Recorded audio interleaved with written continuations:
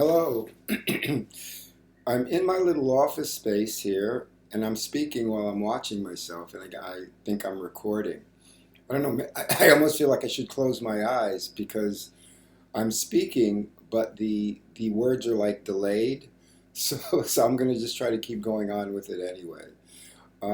Yeah. Hi, my name's Ronnie Figueroa. I've been putting out some videos. I put them on YouTube. They're not professionally made whatsoever.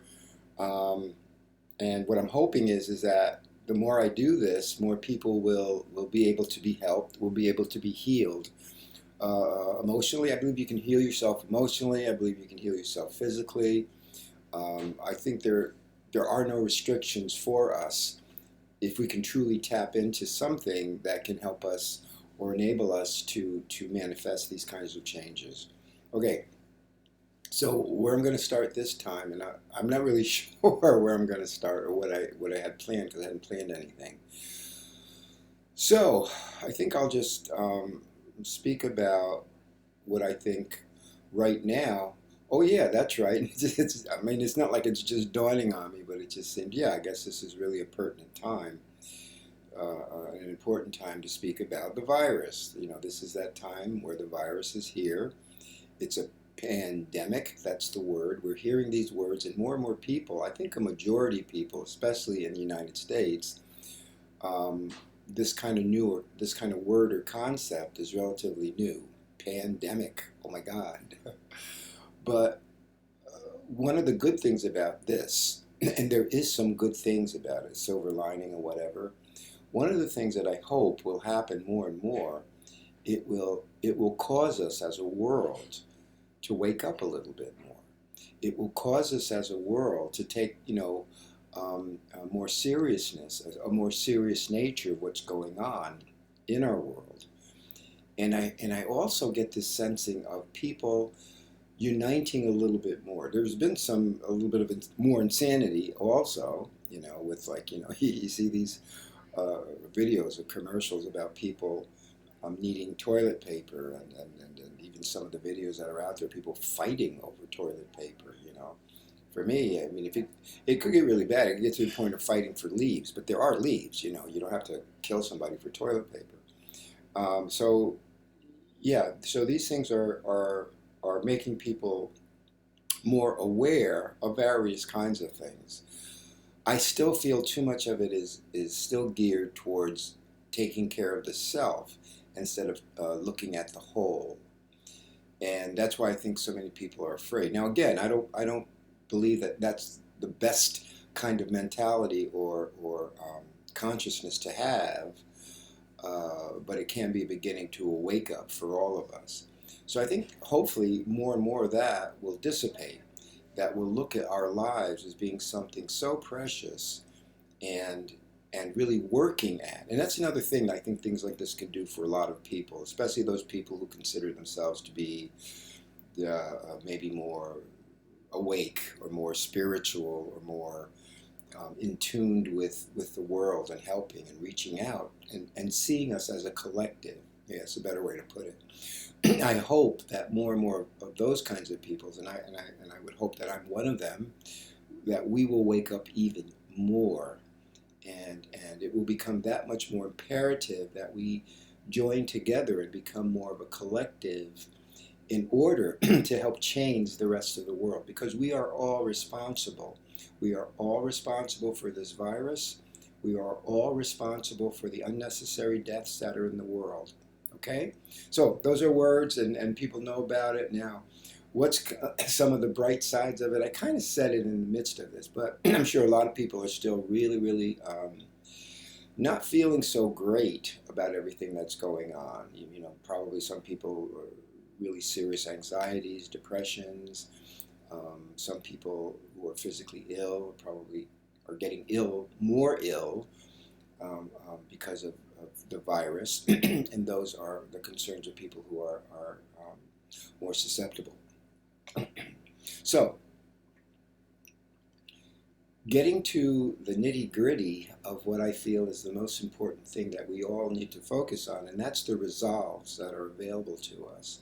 Now, one of the resolves is this, is that we have the ability to change the way that we think, to change our consciousness.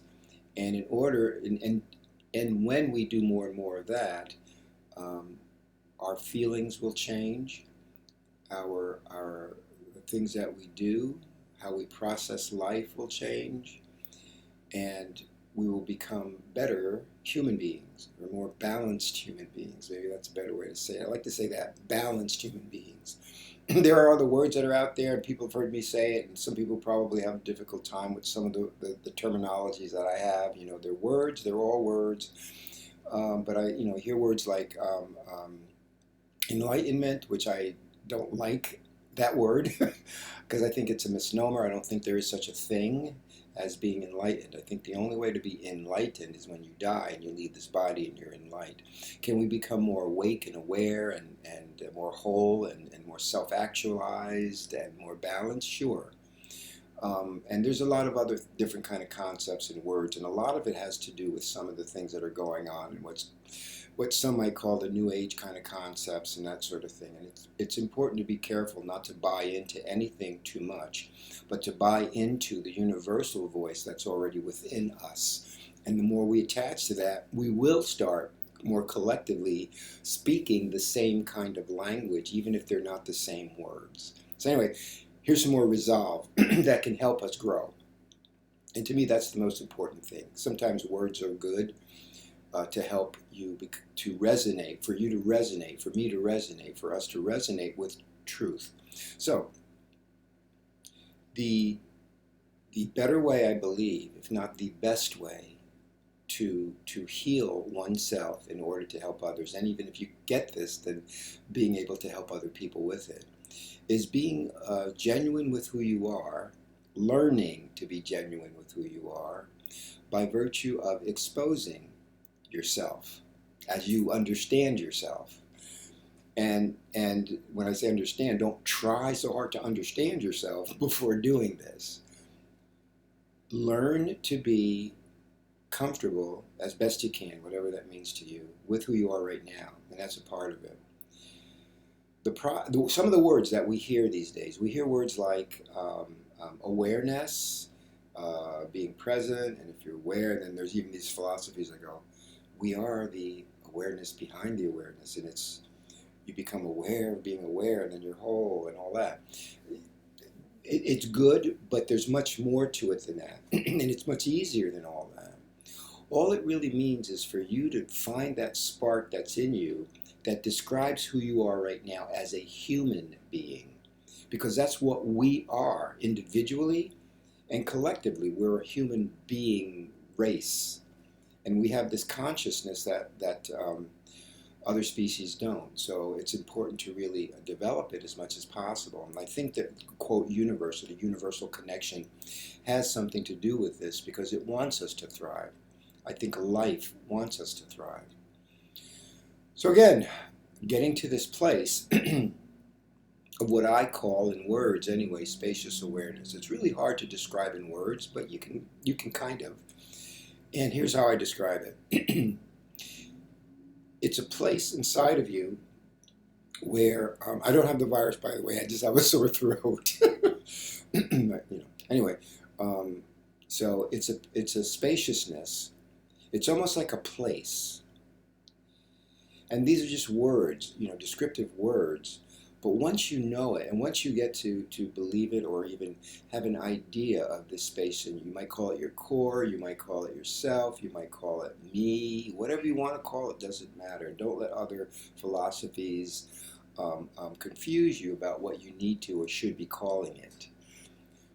You find it for yourself. You can use some of the terminologies, whatever, but don't get stuck on any kind of words or specific terminologies. So finding that within yourself, you bring up basically your feelings, your thoughts, everything into this place that you perceive yourself to be, with the idea of leaning toward this, what some even call a sweet spot, or yourself, or your better part of you. And find that, because we all have it. Some might be saying, well, I feel like shit about all of me. There's not one part of me that has anything good. I don't believe that. I think if a person didn't have anything that's in them, they would not be able to breathe. So find that one little spark. Find it, and you can find it through meditation, sometimes if you're sleeping, if you wake up, and no matter how depressed or anxious or in pain that you are, there is a spot inside of us. So some of us know about it, some of us have gone there, and there's the various kinds of tools help us to get there more and more. Tools, they're secondary to me, even insignificant in just being into this place. Or most of the tools, there's just very few to me that make a lot of sense. And the ones that make the most sense are the ones that we have right here with us. Not externally from what's coming up from other people, other groups, other seminars, the gurus, the teachers, me, anybody. But it has to do with what's already inside of you. You can use other tools, but it's so important to realize that they're secondary. But the best tool, I believe, is just using what you have. You can use your body. I use my hands sometimes and bringing it up.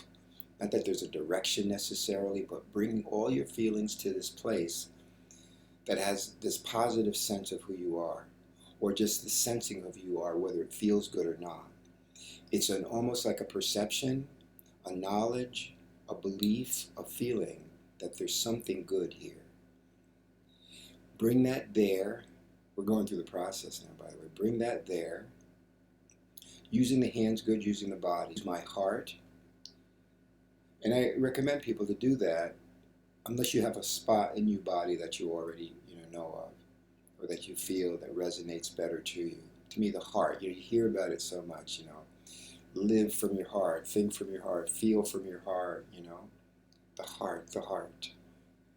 And I mean this in the sense of, emotionally, mentally, and almost like literally feeling yourself coming to your physical heart with all these emotions and this spot. And if it gets too confusing, just look at it as the idea of bringing all your feelings up to this good place that's in you, this knowledged place, this place that has some recognition that you are. And then you hold it there. If you're depressed now, hold it there. See, I'm doing it right now. I'm bringing everything here. A lot of times when I'm speaking, it's more difficult. It's going to be more difficult for everybody. But we can't just close our eyes and meditate all day. Some people think that's the way to do it. It isn't.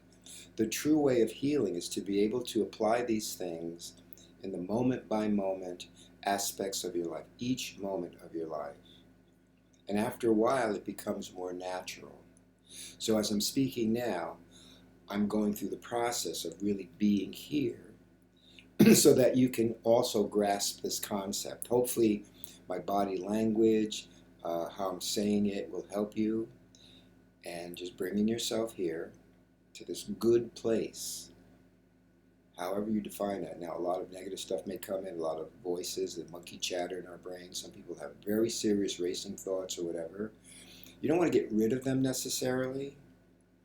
You want to absorb them into this place. And you can do that all the time. If it becomes too overwhelming and you have some other thing you need to do, then do it. If life is so bad for you right now, there are even medications that can help. So I don't say throw all the medical establishment out the window. A lot of it's really, really good. And I think so. It's a phenomenal how many lives the medical community has saved. So please don't just knock it because of the bad things that are involved with it. So here we are. Now let's just say you're going through something in your daily life. Well, let's just say Ronnie, he's just going to start talking. He's got to do, of the 3 jobs he's got to do this one, he's going to do this one, he's going to do this one. And then all of a sudden, of course, your body and your brain, your psyche, your thinking, your ability to be in this place may not be as fulfilling or feeling as good as you would like it to. But it's so easy just to get right back here. And that comes with practice. Practice of presence, you've heard that. Practice of being aware. But those are just descriptive words that can help you get to a better place. It's not awareness that is the thing. It's not now or being in the moment. It's not the thing. The thing is to use these to bring you to this place inside of you that is you. And it's almost like when you're here, there's a knowledgeableness to it. Oh, okay, it doesn't feel great all the time, but it feels so much better. Not that you look for the feelings, you just look to be here with you, with everything else. You're good, what I call you're good, you're bad, and you're ugly. And even with those descriptive words, you know, the new agey kind of people really say, well, you shouldn't say those kind of words and this and that. And then I say, yeah, but I think I should.